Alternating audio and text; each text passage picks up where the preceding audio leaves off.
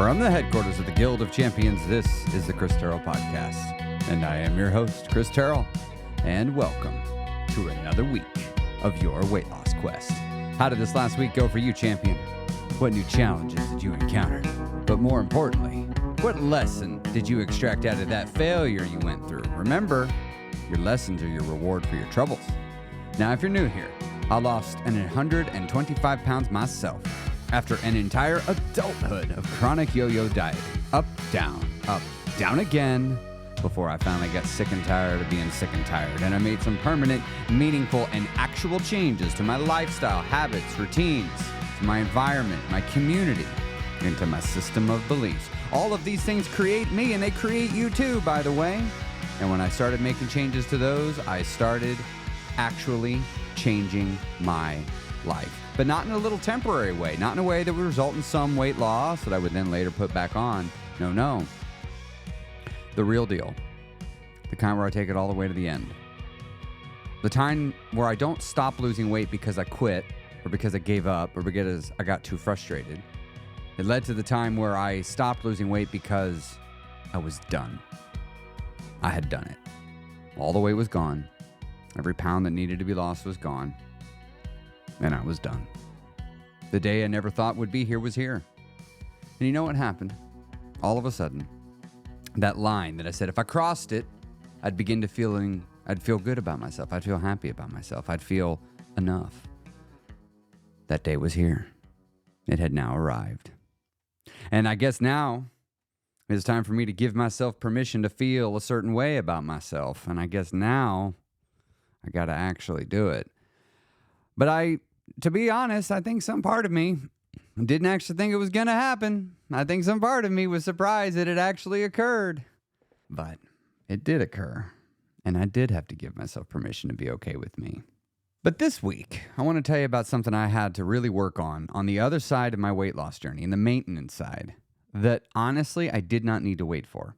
I could have started doing this on my weight loss journey, and it would have made the weight loss journey more enjoyable, and it would have helped me. Now, the thing I'm going to talk about today, I was doing it some on my journey, but it was not to the level of intensity and focus that I started doing after I lost my weight. And I'm going to tell you about it here in a second. But first, I'd like to invite you to come join my free Facebook group.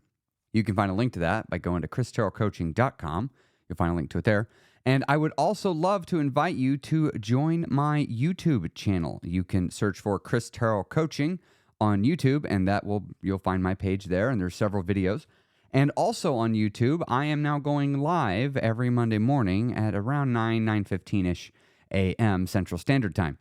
I was going live on Facebook, but Facebook was giving me grief, so I have migrated that over to YouTube. And for the moment, that is where I plan to stay, at least for a while. And I would love to have you come join a live stream. But don't worry, if you miss a live stream, that's not a problem, because I save all of them, and they're on YouTube, able to be accessed at any time, should you like to access them. They are there. I take questions, and I have some conversation points. In addition to that, on YouTube, I am posting some YouTube-exclusive content about weight loss. I've just finished a video, editing it right before this podcast.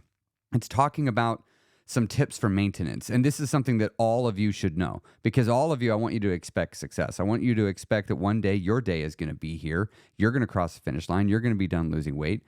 And I want you to go ahead and just start in your head collecting all the things you need to know between now and then, because you don't even know what it is you don't know. So don't be thinking like, oh, I know everything I need to know about maintenance. You don't. If you did, you wouldn't be here trying to lose weight, because you'd be maintaining it. So clearly there's things you need to know. I would love to invite you to come join this video to come watch this video so you can learn the things that are in there. And I worked really hard on it. So I am moving more to YouTube due to TikTok being, the federal government here in the States doesn't much care for some of the things TikTok's doing. I don't really care to get involved with it, other than I'm a little miffed that they're going to probably ban it here in the States. We'll see. So you can find me on YouTube now. Okay. Let's move off that. Let's start talking about the topic. This thing I started doing on the other side of my weight loss journey. Let me read you a section from a book. This is a book called The 8 Keys to End Emotional Eating. And here near the end of the book, on page 132 actually, the author states this: no matter how helpless you may feel about the situation you're in, you can still change how you react to it. And that is often where you experience most of your misery. Think about that for a second. No matter how helpless you feel, about the situation you're in, you can still change how you react to it. On my journey, I was beginning to discover that, and I was putting it into practice, choosing my reaction. And the pandemic gave me a great thing to practice that with, because I was very helpless to the pandemic, to what was happening. There's really nothing I could do. I was just at the mercy of the pandemic. And that gave me some good practice on just acceptance. And, my dad passing, the final stage of grief being acceptance. So I've had acceptance there. There's been some tough things in life that I've had acceptance with, and I've seen the value in acceptance. But a lot of times my acceptance, I discovered afterwards. Like, the thing happened, it's done, it's over, now let's move it to acceptance. Or the thing is going to go on for some unforeseen, predetermined, unknown length of time, like the pandemic. It's like, once we were in it and it had been like 6-7 months, okay, we don't know when this is going to end. And we might as well just, make the best of where we're at, right? Life gives you lemons, make lemonades. Is that the saying? And so I began on my journey practicing moving to acceptance quicker, the things that were happening around me. And where that was helpful is that reduced my stress level. And if I keep my stress levels low, not gone, like I can experience stress, but like if I keep them under the threshold, I do well. Let's use a metaphor, one that I think many people will get. If you think back to the first Avengers movie, you've got the Hulk that they bring on there, and Tony Stark comes up to him and is like, I love how you Hulk out and turn into an angry green rage monster. That was a whole funny thing. And he kind of poked him, and Captain America's, you can't do that. He's getting all, and Bruce is, look, I could handle a little few things. And I think that's an important thing, because it's like he knew he had a line that if he crosses the line of stress, he hulks out, right? He turned to an angry green rage monster. Well, me, if I hulk out, I turn into an angry eating monster, and I go eat everything. I want to eat my feelings. I want to vanish into a video game. If I reach a certain level of stress, I just start acting different. A switch gets flipped in my head, and I just start acting different. And I realized I need to manage my stress. This is not the end-all solution, because stress still shows up in life, but I need to learn how to manage it. I need to learn how to mitigate stress, and I need to do it through one of a few ways. One of them is I need to reduce the stress directly where possible. Let's use an example. Sometimes you're having a relationship that's stressing you out, and you just need to reestablish some new terms of this relationship. You need to sit down and have a conversation with somebody. It's going to be a really unpleasant conversation, but sometimes you just do that, and then it just gets better. It's just better after that. Sometimes it's something more definite. I need to quit a job. I know I need to quit. I know I need to quit. I know I need to quit. This job is stressing me out. I need to quit, but I don't have another job. And the way you do is you have to now polish up your resume, spend the next 6 months finding a job till finally you can quit your job and then go do the new job, right? But did you hear what I said in there? You start working on your resume and you got to wait 6 months to get another job, then you leave.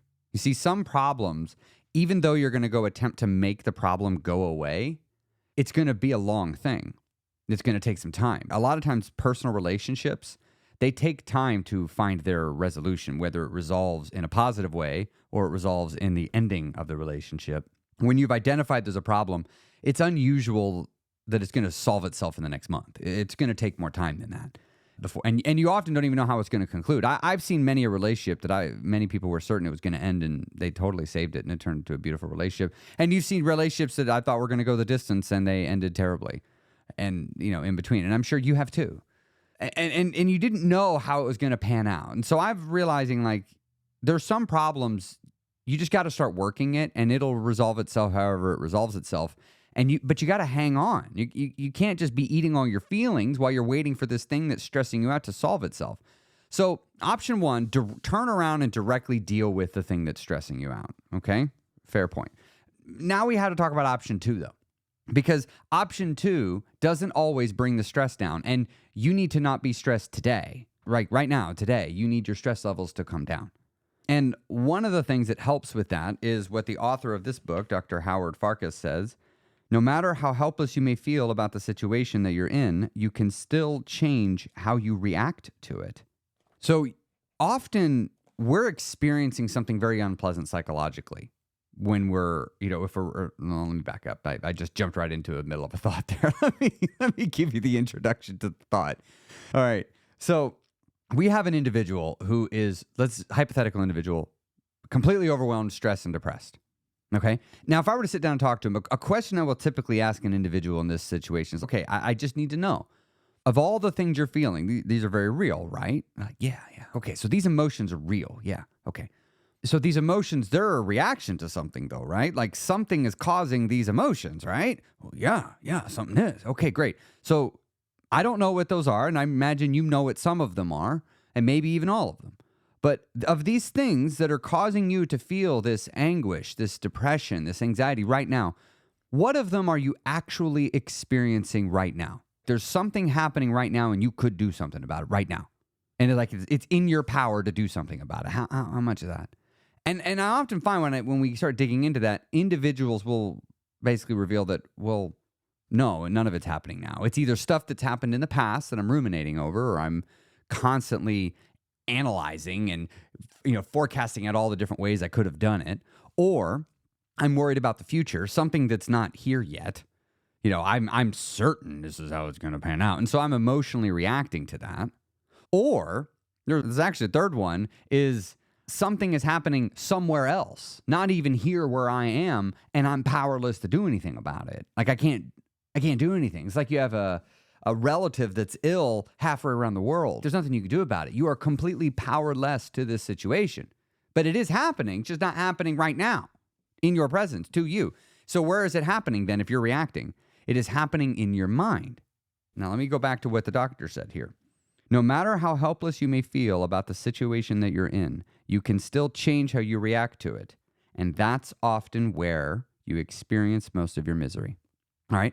That's that last line. That's often where you experience most of your misery. Where we experience so much of our misery in life comes down to us experiencing our reactions inwardly to what is happening either in our mind or outside the world.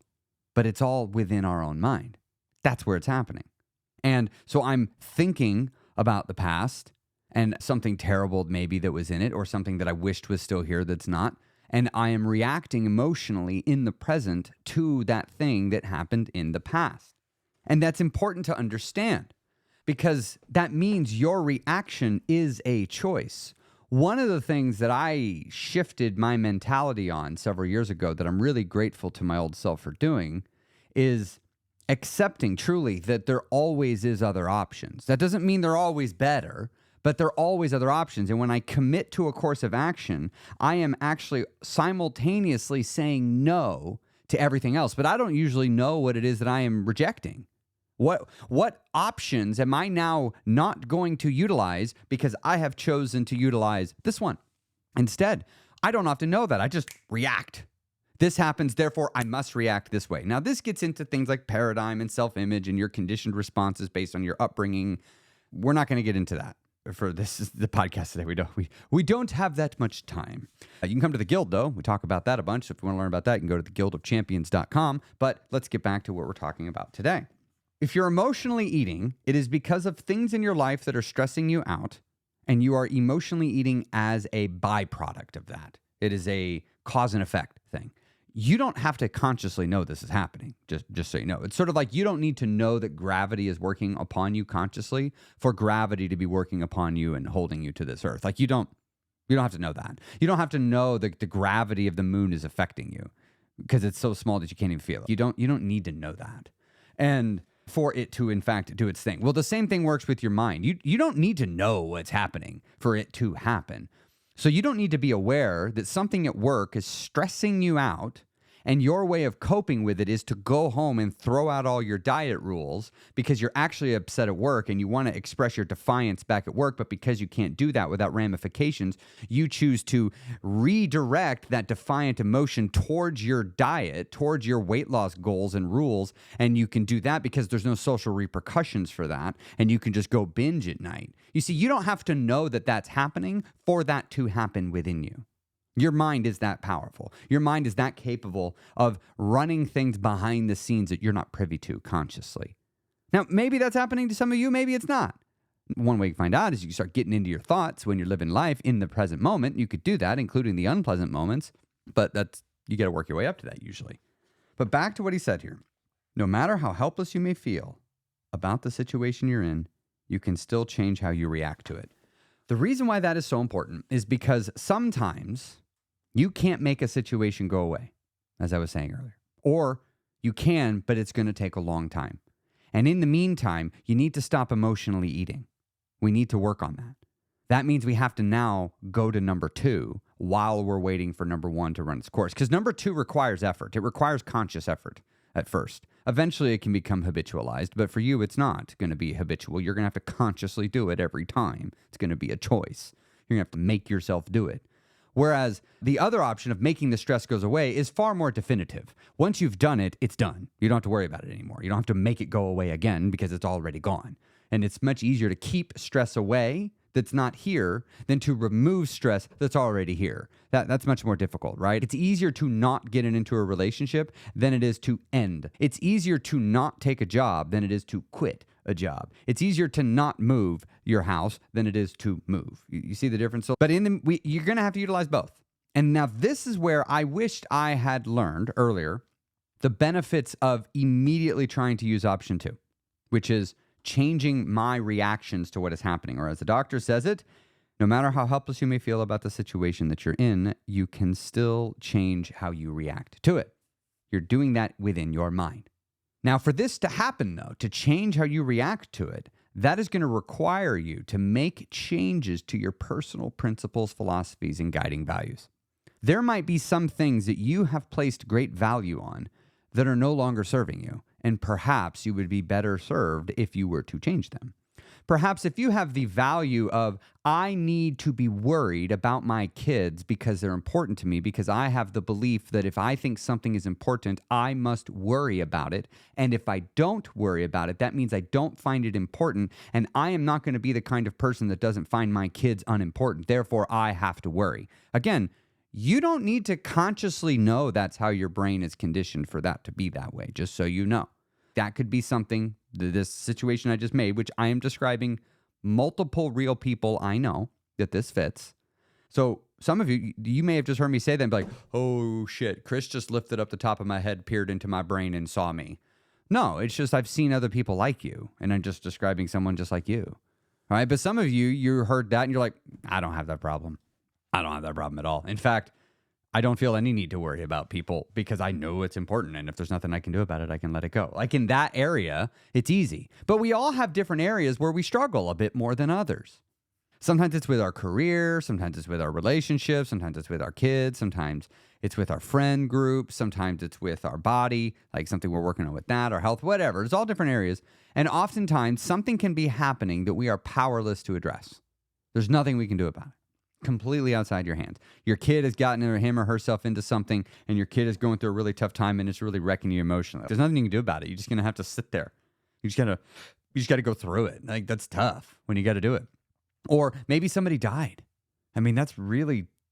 I've been touched by death. It sucks. It sucks. But there's nothing you can do about it. That's the ultimate. There's nothing you can do about it, and it really kind of blows. It's a sucky club to be a part of when you lose a loved one that way. And it's going to emotionally affect you. And you're going to have to somehow learn to get through that. And part of it is change how you react to it. This is what grief does, by the way. Grief is the process of you slowly changing how you react to the thoughts. Like when my dad first died, if I thought about him, I'd start crying because all I would think of, my reaction to it was to think, oh no, he's gone. I'm not going to talk to him again. That's what I would think. But eventually, I didn't want to keep being sad every time I thought about my dad. I didn't want to do that. I didn't want the one event, which was his death, to overshadow everything else. That just, I don't know, it just seemed like a tragic waste. And I started shifting how I see things. But you see how what I just said there? Thinking of my dad, letting one moment, his death, overshadow everything would be a tragic waste. That's just a belief. That's not absolutely true. It's just the belief that I have chosen to adopt and say is true for me. Why? Why did I do that? Because it made it easier for me to stop being sad about my dad every time I thought about him. It made it easier. You see, sometimes what you need to do is shift your point of view, shift your perspective. If you can learn to take the worst thing that's ever happened to you and turn it into the best thing that's ever happened to you, you're going to have everything you want in life and you will be able to find peace. If you can take the terrible things and make them great things. Let me skip ahead here to the book. And I know I'm kind of jumping around a little out of context. Many of you will have not read this book. Here in the Guild, I know many of you will have, so I know we have a lot of Guild listeners. We're doing a book club on this book this month. So you hopefully you've already read this part. If not, you're getting close to the wire. You need to have already read the book if you're going to join us. All right, but let me skip ahead. This is page 133. All right, actually, let me find my right jumping in point. All right, you can accept your negative experiences without trying to fight the uncomfortable feelings that accompany them. Just as, oh, no, we'll skip that example because he gave an example for reference. All right, so let me read that again. I'm going to skip over the example. You can accept your negative experiences without trying to fight the uncomfortable feelings that accompany them. Doing this can free you up to cope more effectively with situations you're in, instead of engaging in ineffective efforts to avoid them that will make you feel worse afterwards, like emotional eating. So to summarize sort of what he's saying, there's you can be experiencing negative things and still allow the feelings to be there. You know, part of the challenge with emotional eating, part of the challenge with many of us is when we begin feeling a negative emotion, we want to make it go away. And think about it. Our parents are usually probably what taught you to do that, you know, because and we propagate that. Look at what a lot of people do when a child is sad. Oh, no, don't be sad. Here's some ice cream. Feel better. We do whatever we can to rob them of their sadness. But what are we also doing? We are preventing them from learning how to cope with and experience sadness. They need to have that experience. And for many of us, we stopped having those experiences. And as an adult, you need to become reacquainted with that. And so you need to learn how it's okay to accept a negative thing and also be bothered by it. It is completely okay. I accept that my dad died and I am also bothered by it. But you don't need to go adding insult to injury. You don't need to be putting salt on the wound, right? You don't have to go making this worse. And you can. You can take a terrible thing and make it worse utilizing the power of your thoughts. Now, let me come back to the book. Doing this can free you up to cope more effectively with situations you're in instead of engaging in ineffective efforts to avoid them at will, or to avoid them that will make you feel worse afterward, like emotional eating. Here's the important part. The real problem you're dealing with is not the food you want to eat, but are afraid will cause you to gain weight. It's also not about the loss of control that you believe may suddenly take over and drive your behavior in a scary and reckless way. And it is not the thoughts about those things that preoccupy your mind until you have no choice but to give in to that control. The real problem is your constant struggle against all of those things. You see, when you think about a diet many times, it's not like I have to give up bread. It's I have to give up certain behaviors. I have to also come face to face with my own fears. I'm afraid that if I start eating this, I'm not going to stop. I'm afraid that if I eat this particular food, it's going to make me get fat because I don't know what foods make me fat and which ones don't, and I'm too scared. The book, think of it like this. The only thing that imbues those problems with any power is you. The only thing that imbues those problems with any power is you. So if you feel crippled by the worry that once you start eating, you're going to stop, or once you start eating food, you're not going to stop, you're the one that's creating that. In your mind, you are cherry-picking evidence from the past and pointing to it and making up a fake study in your head to why it's true. Think about it like this. The only thing that imbues those problems with any power is you. That means that even if you don't feel like you have the ability to change the situation or even how you perceive it, you don't have to keep generating the power that allows those things to make you feel miserable. Insert Exhibit A, sitting around and constantly thinking about and ruminating things. Stop. Sometimes I know the answers. I want to sit. I got all these thoughts that I'm ruminating. It's what are you doing when you do that? I'm sitting on my couch. I'm like, get up off the couch. Go do something.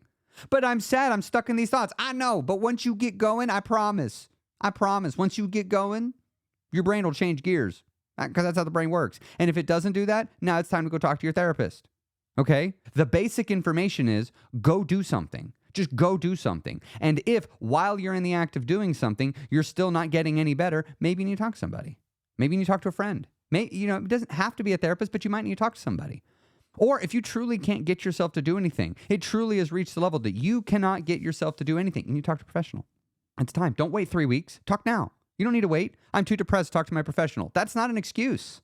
You're an adult. You got to figure this out. It's like a disease. It's like diabetes. It's time to address it. It's time to deal with it. It's time to fix it.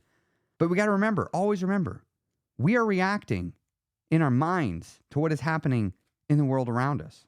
Now, that doesn't mean the things shouldn't affect us emotionally. They should. That's not what I'm saying. I'm just saying don't be ruled by them. Don't let them completely control you. And I'm not saying omit your emotions and go completely logical and analytical. Well, that's not any better. We got to go where a lot of people don't want to go, the middle. And the middle is tough because, you, my black and white thinkers, you really struggle when you're left in the middle ground where everything has got to be in the gray zone, in the gray area. And if you don't let go of the black and white binary type thinking, you're going to really struggle. You're going to really struggle on this journey. And here's the thing I want you to remember with black and white thinking. Black and white thinking is actually you just giving yourself an excuse to quit without blaming yourself. Let me read this from this book here. There's 2 little sections here. Binary thinking describes a way of looking at the world that reduces perceptions, judgments, and practical decisions into 2 opposing and mutually exclusive options. But this way of thinking offers the illusion of certainty, predictability, and clarity. But this kind of thinking skews judgment and requires constant vigilance, effort, and self-restraint to achieve success and avoid failure. You see, my part, and I'm stopping the reading here, but it describes a way of looking at the world that reduces perceptions, judgment, and practical decisions into 2 opposing, mutually exclusive options. So here's the problem with that is, when you have binary thinking, I'm either in control or I'm out of control. I'm in control if I have 0 cookies. If I have 1 or more cookies, I am out of control. Do you hear the lunacy in that line in the sand? Like, that is a crazy line to have in the sand. But let me keep reading. For many emotional leaders who think in this binary way, it's very common to feel that once they've gone off their diet, even a little, that they've failed it completely and will have to start all over again. Meanwhile, until they do restart it, they're technically not dieting. So they feel there's a window of opportunity that allows them to eat whatever and however much they want of whatever they want. It's a good example of how rigid rule following backfires by allowing you to ignore your own common sense and judgment. See how there's the black and white thinking? Oh, you know what? I didn't track one little part of my lunch. Therefore, that means I am now, quote, I'm out of control, which means I'm now off my diet. And since I'm off my diet with tracking, that means I should just eat whatever I want because I'm not on a diet right now. See, that lets me know you're not trying to change. That lets me know you're trying to diet. And diet isn't going to solve emotional eating. Diet isn't going to solve your reactions to things in life where you overreact and get stressed. Dieting isn't going to fix that. This is all going to come down to the work that you do inside of your own mind. Last week on the podcast, I talked about the power of the self-image and how the self-image can really drive a change. Now, I want to let everybody know that I've been really struggling to know with what to do with this podcast because I've been doing it for a while and I just want to love it with you. I'm getting a little tired of saying the same thing 10 different ways. I'm still going to keep doing it. I'm not going to stop, but I really would like to start saying some new things. And I've been doing my own study, my own research. I've been on the maintenance journey now for years. And the podcast has been so focused on weight loss that I think it's time for me to let it focus on what comes after weight loss. Because I have a lot of great content on the weight loss side. But we've got the transition to maintenance. We've got the locking in all your changes in the maintenance side. We have emotional eating, which needs to be addressed both in the leading up to deciding to lose weight, while you're losing weight, and while you're transitioning to maintenance, and while you're in maintenance, you got to constantly be working on emotional eating. And I've learned so much about this stuff, and I really want to talk about it more. The last podcast episode, I got a lot of positive feedback regarding the nature of the content, the mindset part of it. And I really want to talk about some of the subtle nuance, and I want to share a lot of the things I've learned. Now, I'm going to be honest, sometimes I get worried that it's a little complicated, because I have to talk about topics that, like, I know in the beginning I didn't know about. And so until I learned some of these fundamental topics, I couldn't talk. I wouldn't be able to explain some of the more nuance because I didn't understand it, because I didn't understand the basics. So I'm going to do my best to really put in the basics of things, but I also want to be able to occasionally get in the weeds. Like last week, I was getting a bit into the weeds with self-image, and I found that to be very valuable.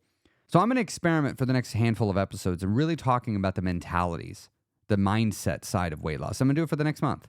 And I would love to get your feedback on it. If you like this type of content, this mindset, this heavy mindset type of content, and talking about personal change and personal development and growth from a more conceptual standpoint, as well as bringing it back to weight loss, but talking about a lot of the things in a conceptual and abstract form. If you find that to be helpful and valuable, I would really love to get some of your feedback. Using the feedback feature, if you're on Spotify, where you pull up your app, like if you do it right now and you scroll down, you'll see there's a spot where you can leave a comment. I read those. And your feedback really helps. And this is your chance to help shape the show. If you like this type of content, let me know. And that will make me feel more confident as I do more of it. But I want to also keep doing more feedback, and I'll monitor it over the course of the month because that'll affect what I do going into the next month. And if you're on Apple Podcasts, of course, you can leave a review. But the best way to get me the feedback is to go to my Facebook group and tag me. Tag Chris Terrell Coaching in it, or Chris Terrell in a post, and I'll see it. I may not always respond, but I will see it. So I at least click on anything I'm tagged on. It can be a lot, so I truly don't have time to respond to everything. I wish I did. But I do. Currently, I'm still able to at least look at everything. So I do at least go look. All right, well, we're going to wrap up here. Start looking at how you're looking at the stressful situations in your life. Is there a new way you could look at it that would reduce the amount of stress you experience as you're going through the thing that's in front of you? And if there is a way to do that, I want to strongly encourage you to start practicing it, because as you learn to change how you see old problems, you will begin to come up with new solutions to those old problems, which will in turn get you results you've never had before.